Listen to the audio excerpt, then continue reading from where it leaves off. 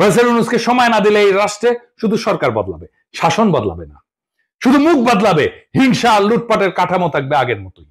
তাই প্রশ্ন একটাই, আপনি কি ভয় দিয়ে শাসিত হতে চান নাকি বিশ্বাসের উপরে দাঁড়ানো একটা স্বাধীন গণতান্ত্রিক রাষ্ট্র চান? উত্তর শুধু আপনার না, পুরো জাতির। এবং যদি জাতি ঠিক করে তবে এই ডিসেম্বর তাদের ডিসেম্বর হবে না, আমাদের হবে। প্রফেসর ইউনূস অসংখ্যবার বলছে ডিসেম্বর থেকে জুনের মধ্যে নির্বাচন দিবে। এই সময়টা লাগবে তার সংস্কার করতে, এটা সহ্য হতেছে না।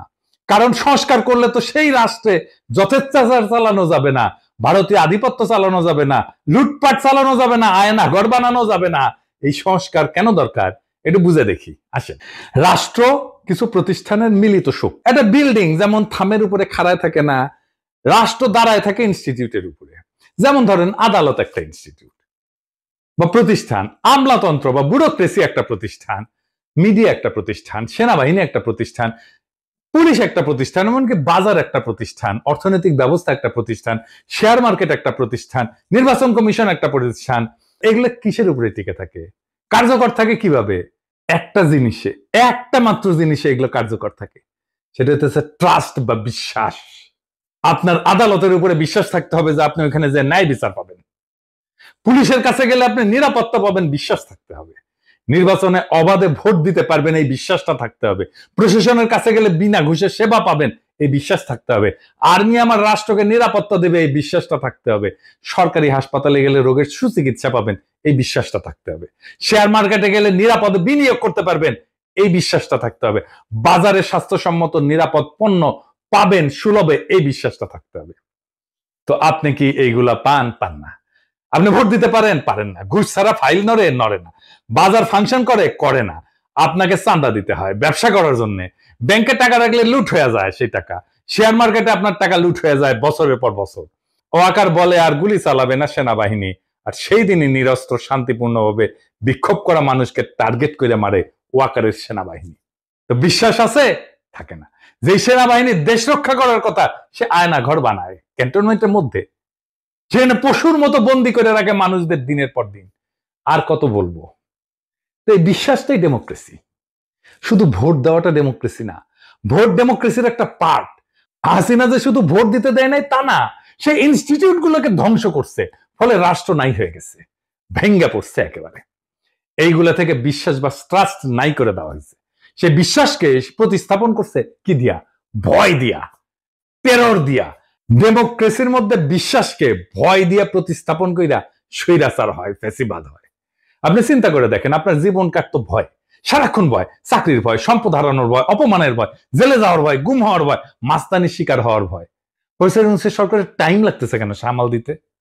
কারণ ভয় দিয়ে তো প্রফেসর ইউনূস শাসন করতেছে না, আর ইনস্টিটিউট গুলো তো দাঁড়ায় নাই। এই যে গ্যাপ, এই টাইমে রাষ্ট্র এই অবস্থাতেই থাকবে। সেজন্যই সংস্কার। এই সংস্কার না হইলে ভয় দিয়ে শাসন করতে হবে, যেই আসুক ক্ষমতায়। তাই বলি যে বিএনপি স্বৈরাচার হয়ে উঠতে হবেই, মাপ নাই যদি রাষ্ট্রের সংস্কার না হয়। এই সংস্কারে বাধা দেওয়ার জন্য ইন্ডিয়া আর বিএনপি উর্দি পড়া মাস্তান আনিছে, সে হইতেছে ওয়াকার। ওয়াকার সেই উর্দি পড়া মাস্তান ইন্ডিয়া আর বিএনপির। সে ওয়াকার ইন্ডিয়ার স্বার্থে দেশের রাজনৈতিক গতিমুখ অন্যদিকে ঘুরে দিতেছে। কিভাবে? এর বিপরীতে অন্তর্বর্তীকালীন সরকারের প্রধান উপদেষ্টা ডক্টর মোহাম্মদ ইউনূস কোন রাজনীতি বুঝেন না বা করেনও না, অথবা করতে পারেন না। কিন্তু বিএনপির বিপরীতে ব্যাপকভাবে তার জনপ্রিয়তা বাড়তেছে। এর কারণ কি? তিনটা কারণ, প্রধান কারণ। প্রথমত, তার সরকার দুর্নীতিমুক্ত। তিনি খুনি হাসিনার আমলে যেভাবে বাংলাদেশকে লুটপাট করে দেউলিয়া করে ফেলা হয়েছে, তা শক্ত হাতে বিচার করতে চান। দ্বিতীয়ত, দেশবাসীর সকল মৌলিক মানবিক এবং রাজনৈতিক অধিকার ছিনায় নেওয়ার অপরাধে তিনি ফ্যাসিস্ট হাসিনার আওয়ামী লীগে শক্ত হাতে শাস্তি দিতে চান। 3 নাম্বার, বাংলাদেশ স্বাধীন হওয়ার পরে গত 53 বছর ধরে এদেশের ভাগ্য নিয়ে ইন্ডিয়া যেভাবে সিনেমিনি খেলছে এবং দীর্ঘ 15 বছর ফ্যাসিবাদী দুঃশাসনকে সমর্থন দিয়ে তারা বাংলাদেশকে যেভাবে ভুগাইছে, তাতে তিনি ক্ষুব্ধ এবং ক্রুদ্ধ। দেশবাসীকে বোকা ভাবার কোনো কারণ নাই। মানুষ বোঝে কেন আজ অধ্যাপক মোহাম্মদ ইউনূসকে সমর্থন করতে হবে।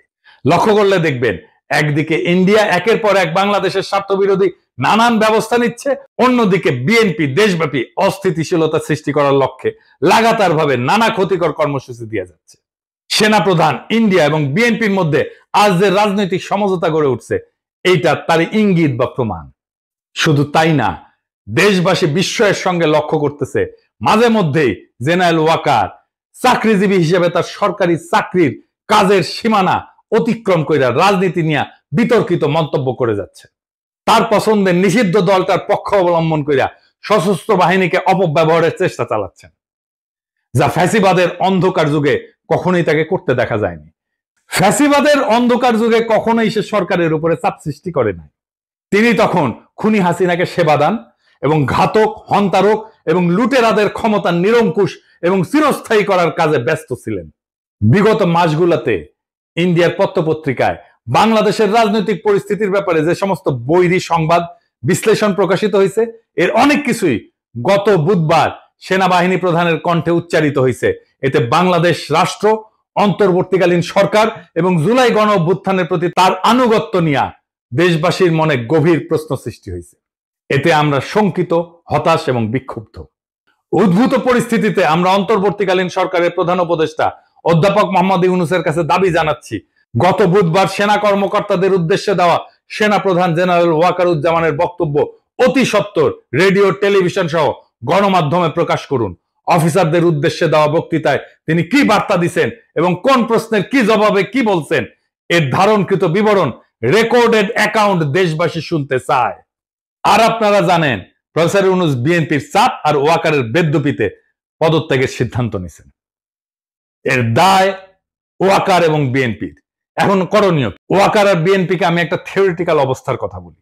প্রফেসর ইউনূস যদি জাতির উদ্দেশ্যে ভাষণ দেন আর ওইখানে যদি বলেন আমি একটা ভালো নির্বাচন দিতে চাইছিলাম প্রয়োজনীয় সংস্কারের পরে, আমি তারিখও বলছি সামনের বছরের জানুয়ারি থেকে জুনের মধ্যে, যেন পরবর্তী সরকার ভালোভাবে দেশ চালাইতে পারে, সংস্কারটা সম্পূর্ণ হয়, রাষ্ট্রটা গড়ে ওঠে।